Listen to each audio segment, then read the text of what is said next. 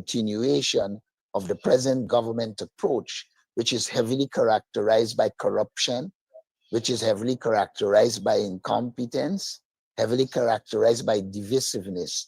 And so I'm thinking that these elections will determine where Guyana goes. And from that standpoint, it is extremely important. And we will see it as the most consequential election. Mr. Norton, thanks for answering that question. Guyana is now the fastest growing economy per capita in the world. Why are so many people struggling to make ends meet? And if you were elected, how would you conquer this problem? Now, one has to understand why what is happening is happening. It is happening because the government is a corrupt government. That's the first thing. And because they're a corrupt government, I think they would have chosen the avenue that allows them to accumulate wealth for themselves. And that avenue is extra focus on infrastructure development. Because infrastructural programs in a country in which there isn't transparency and accountability create conditions propitious to corruption.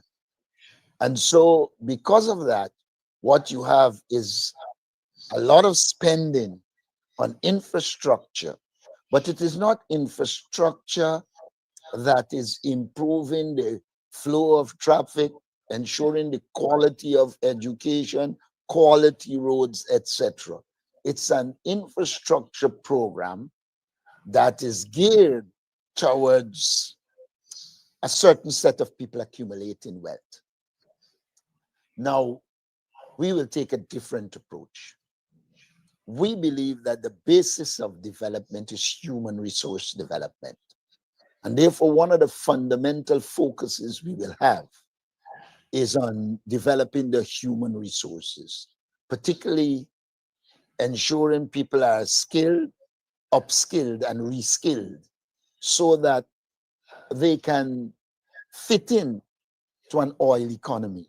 One of the stark realities we face is that the oil industry would have emerged, but we don't have the concomitant skills to ensure that Guyanese play the role they ought to be playing in an oil economy. So that's the first thing we will have to rectify. The whole question of developing the capacity of the society vis-a-vis oil production so that we become an integral part. That to me is a kind of a more long-term objective. But the most immediate reason why there are high levels of poverty is because of the allocation of resources in the society in a skewed and sometimes ridiculous way. Let me tell you what I mean. One of the functions of a budget is to take the resources you have and allocate them so that they contribute to the development of the society. I've already said to you that we have had a lot of focus on infrastructure, but the infrastructural development is not focused in a way to solve some of the wider problems. Let me give you a practical example. We just built a so-called highway called Heroes Highway, which I think is disrespect to the people who should be heroes, because this road, the Secretary of State from the United States came and called it Concussion Road. And if you drive on it, you'd recognize that it's a waste of money. It's already deteriorating because it wasn't built properly. So there has been this allocation of resources. The prices for these things are virtually doubled, and it is only a little elite that benefits from it. And so we're saying there need to be a reallocation of resources to one, focus on human resource development. The second thing we need to focus on as part of human resource development is giving people a quality life. You have a situation where wages and salaries are extremely low, way below the cost of living, and a natural spin-off of that, or a natural sequel of that, is poverty, is people's inability to purchase the goods and services they need. And so poverty is a serious problem in Guyana. And unless you reallocate resources so that people can live a comfortable life, we're heading for problems. We are losing our nurses because they can't make ends meet in Guyana and they migrate to live a better life. The same is true for our professional talents. The same is true for teachers.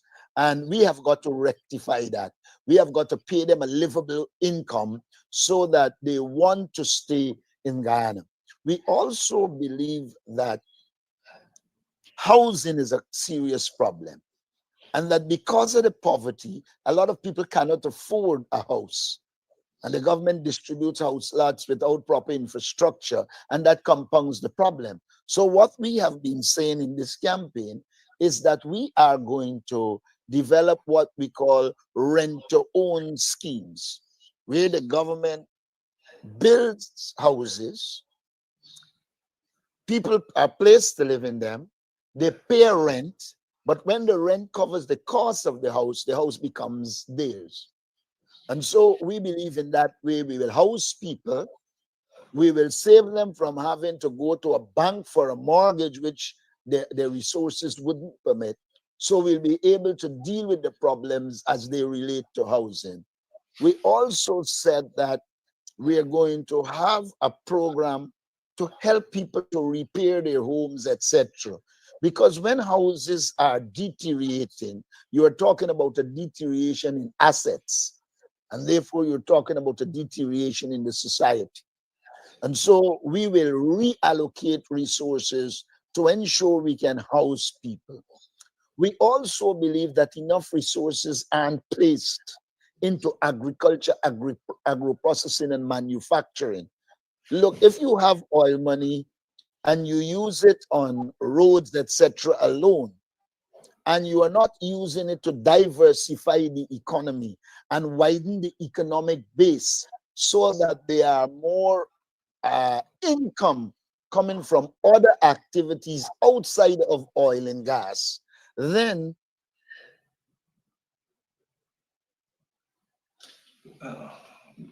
did we lose Mr. Norton? you are basically going to, it's critical that at this time we utilize the resources from oil, we bring gas on stream, which should bring down the cost of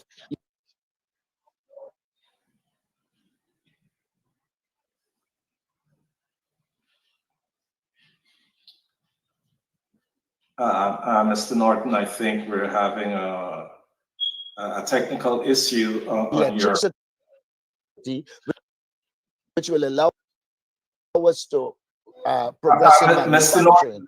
Mr. Norton, I think we're having a technical issue on your end.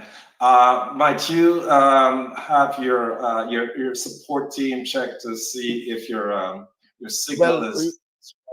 no, our signal is extremely fine. I can tell you that. Okay. When I, yeah, what you're using? Not a problem. Not a problem. Don't mean to cut you. We have a very intimate panel here on the Reset Talk Show, and we have among us Dr. Griffith, Dr. Iflaw Griffith, and of course he is a fellow Guyanese, and of course he will be posing a few questions to you. But before we bring in Dr. Griffith, we're talking about this election being very consequential. There are 6 or 7 parties contesting this election. Are you running against the PPP, or are you running against every party in this race? I think some of the parties are inconsequential. I believe the PPP is the main focus. I think WIN as a political party, emerging with its newness and a number of other factors, appeared to be in the contest. So I wouldn't rule them out. What I will do as a political leader is do our work to ensure that they do not penetrate our base, and at the end of the process, we come out victorious. I see it as a kind of a 3-party race at this stage. Thank you for that. Welcome in, Dr. Griffith. How are you again this morning? Delighted to be back. Delighted to be back, JR. Aubrey, long time no see. It's a while I haven't seen you, Ivla. JR, you may not know this, JR, but Aubrey and I go back more than 4 decades. Yeah. Long time. Yeah. Let me ask you, Aubrey, one thing, and maybe offer a preface as a lead up to the question. We all know that September 1 is not just about September 1. It's really about what happens afterwards. And your party, as other parties, with a view to what happens after September 1, has a manifesto. I'd welcome you saying, if you had to identify 3 or 4 things you'd like our listeners and viewers to know about your party's view of after September 1, what are those 3 or 4 critical issues in your party's manifesto you would like to talk about? Well, our manifesto is coming out under the theme putting people first. And that's the first thing we want people to know. That we believe in the last 5 years, the elite of the PPP, their family, their friends and favorite have been the focus. And we are now saying the focus should be on the people. And so we want people to know that we are putting them first. The second thing we want people to know is that our plans are aimed at putting resources in their hands to improve their lives and to take them out of poverty. That is the second thing we want them to know.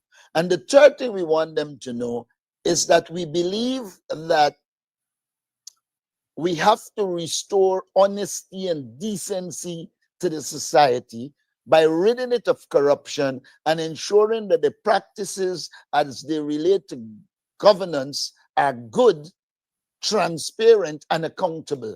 So I would say, I sorry you asked me 3, but because at the center of all of that is human resource development. In all 3 is human resource development. So I would say that our essential focus will be on human resource development in terms of ensuring the people we have in the society are developing, they have the relevant skills. Those who don't have, we will provide skills. Those who have, we will upskill, and those who have but are not appropriate, we want to reskill.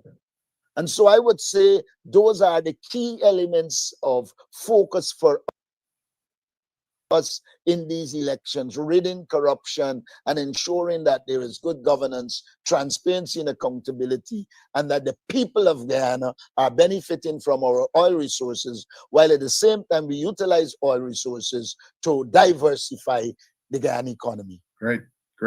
I want to go back to something you said in response to JR's question about the consequential nature of these forthcoming elections. And that has to do with the fact that now is the first time that the nation is being able to use the oil bounty meaningfully. And so the question of the oil giant, managing the oil giants, must be on your radar screen. I know it has been for a number of years. Talk about what attitude, what approach you and your team will adopt beyond September 1 in dealing with the Exxon, the Chevron, the CNOC, the other many that are out there, not only in the Starbuck block, but in those other blocks which have now been allocated. One of the things one has to be cognizant of is that with you becoming an oil producing country, your geopolitical significance increases. And because your geopolitical significance increases, you have to develop a foreign policy approach that allows you to manage your diplomatic relations while at the same time ensuring that the investment continues to occur, but do bring to bear people with experience both at home and abroad in terms of dealing with multinational corporations. You would agree that a multinational corporation, be it Exxon, CNOC, or chevron, you're talking about economic power that transcends the power of this nation. And so one has to recognize that you start from a disadvantage. Now, once you recognize you are at disadvantage, you have to now develop strategic approaches that allows you to leverage the advantages you have. And it is in that context, therefore, I have been saying we will utilize the contract, Article 24.1, which allows us to re-engage the actors in the oil sector and to engage them so that we can make changes that will benefit the people of Guyana. While we're doing that, we have to improve our capacity to understand the oil sector and also begin to look at having Guyanese involved in the sector with a long-term objective of not only knowing the sector, but having some amount of ownership in the sector. So it is a long-term projection to really and truly place Guyanese and Guyana at a point where we are meaningfully involved in the sector and can begin to impact and become in some regards a real actor in the oil sector. Now, when one is talking about these sectors, one has to recognize that you're dealing in a profound and dynamic situation. And what exists today in the United States might not exist after the next elections.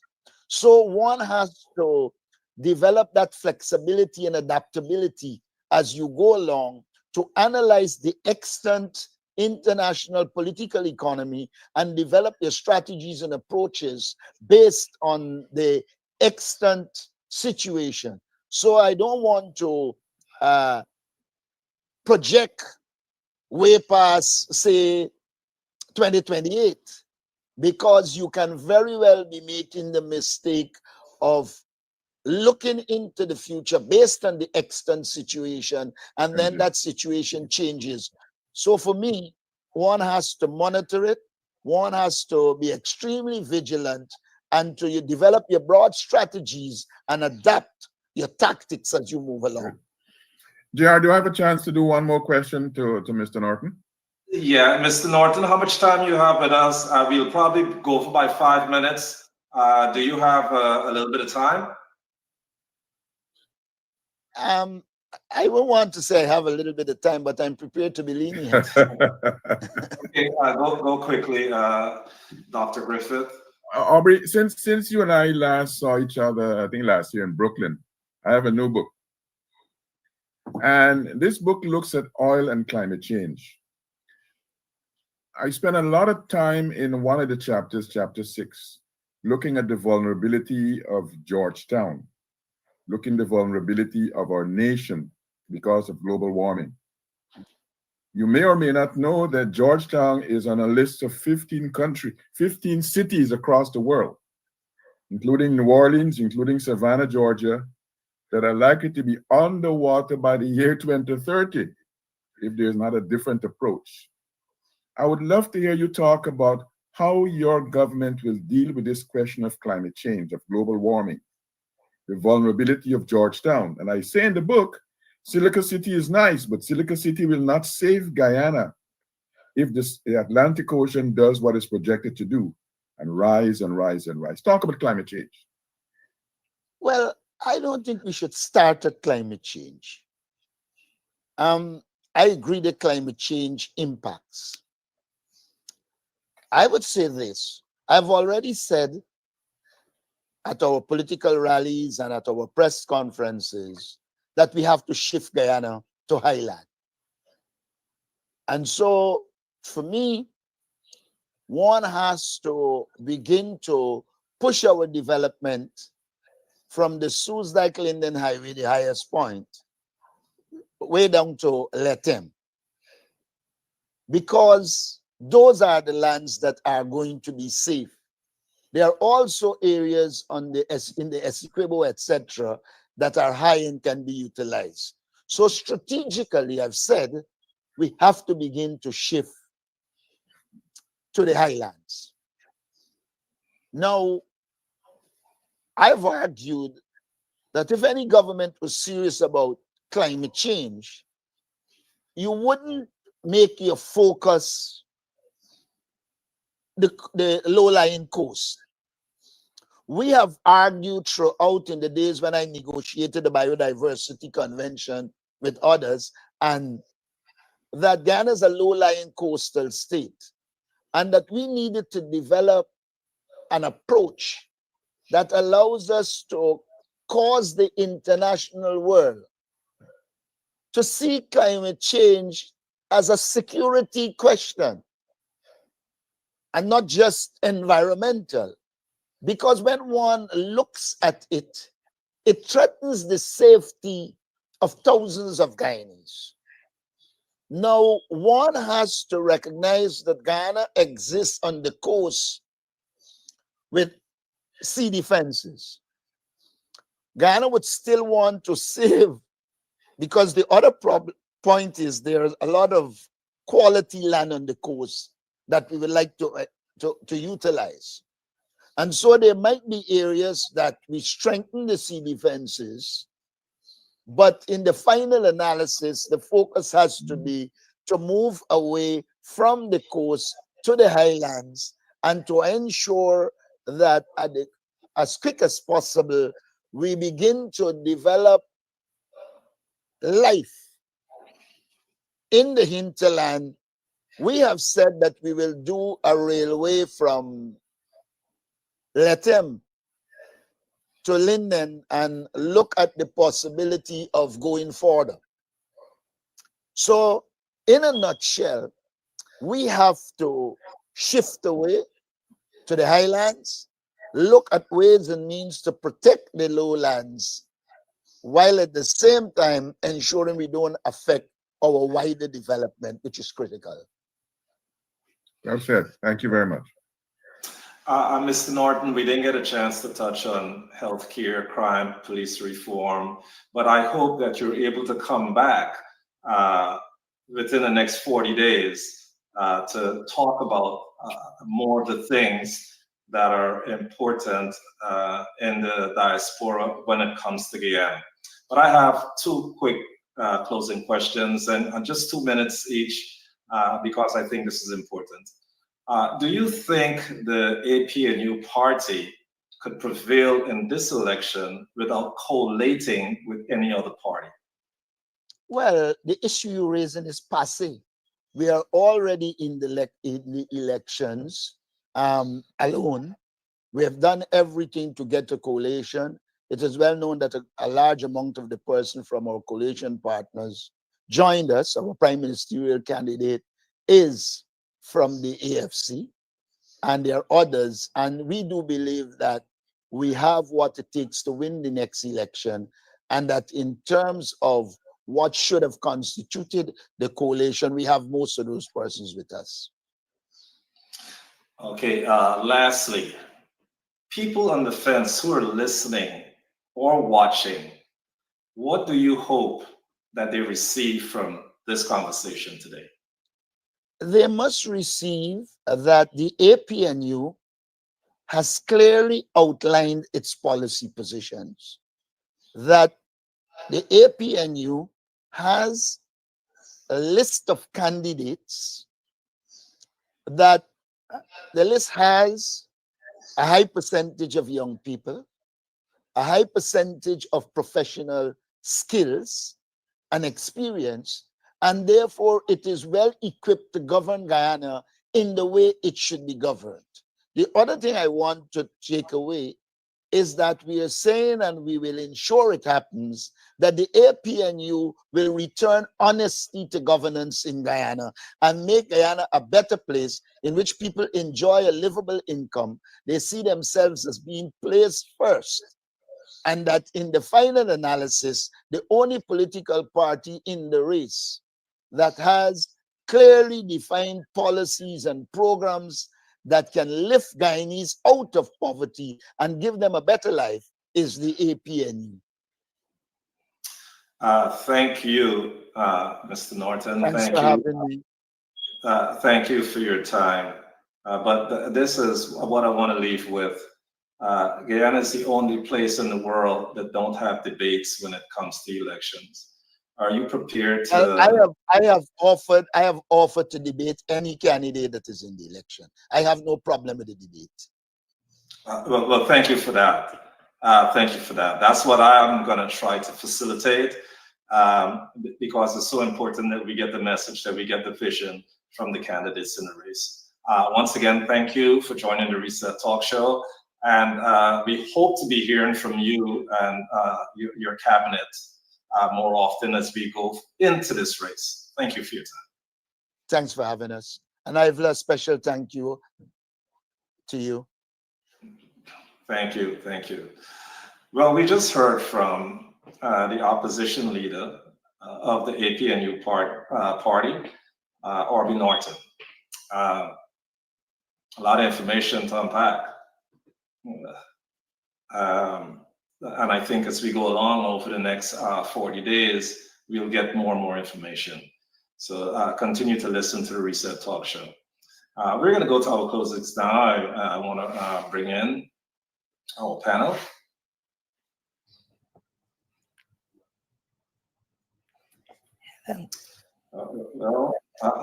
Panel.